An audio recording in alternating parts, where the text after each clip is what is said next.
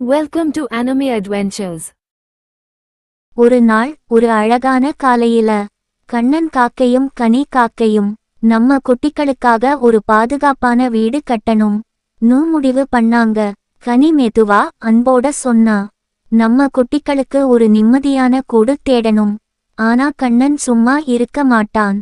நம்ம குட்டிகள் பாதுகாப்பா இருக்கணும்னா நாம தான் முன்னாடி பாதுக்கணும் அப்படின்னு அவன் மரமா தேடி அலைய ஆரம்பிச்சான்.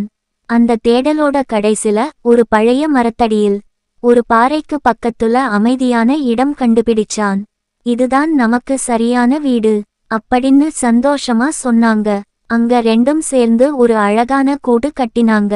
அதுக்கப்புறம் கனி 2 வெள்ளை முட்டைகள் இட்டாள்.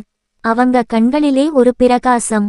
இவங்கதான் நம்ம வாழ்க்கையில ஒளி அப்படின்னு ரொம்ப அன்போட பார்த்தாங்க. ஆனா அந்த மரத்தடியில ஒரு பாம்பு இருந்தது. அது அப்பவே இருந்தாலும் கண்ணும் கனியும் கவனிக்கல. அது நேரம் பார்த்துக்கிட்டே இருந்தது. ஒரு இரவு வானம் இருண்டது.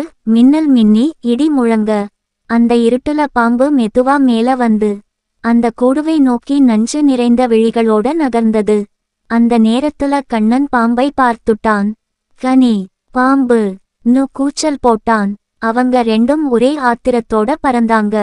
பாம்புக்கு நேர போய் அதை கடிச்சு தள்ளி ஓட்டினாங்க. பாம்பு பயந்து ஓட்டிச்சு. அந்த போராட்டத்துக்கு பிறகு முட்டைகள் பாதுகாப்பா இருந்தது. கொஞ்ச நாளுக்கு பிறகு முட்டைகளில் இருந்தது குட்டி குட்டி காகங்கள் வெளியே வந்தாங்க. அவங்கள பார்த்த உடனே கண்ணனும் கனியும் ஒரே சந்தோஷம். இவங்கதான் நம்ம உலகம்னு முகத்திலே முழுசா ஒளி. அந்த நாளுக்கு பிறகு கண்ணனும் கனியும் தங்களோட குட்டிகளோட ஒரு பாதுகாப்பான வீட்டுல அன்போட மகிழ்ச்சியோட வாழ்ந்தாங்க.